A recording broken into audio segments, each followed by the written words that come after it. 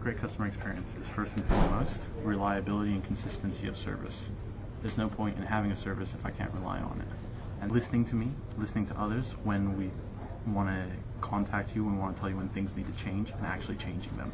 And thirdly, it's coming up with things that we never expected, like all of a sudden you go back to the service and you're getting things that you didn't know you wanted but are so useful.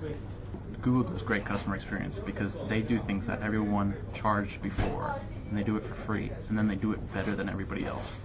They constantly bring something out, and then they constantly innovate and iterate on top of that, listening to people. Google's brand promise to me is probably along the lines of services and software that you need for free, better than everybody else.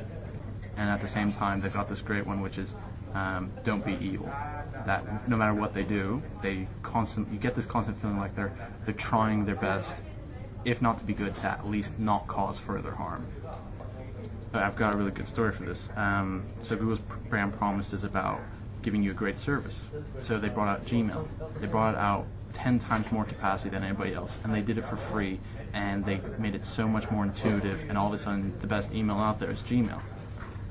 And then to top that all off, I have a very smart friend, and he sent them an email and he said, you could improve it in this way.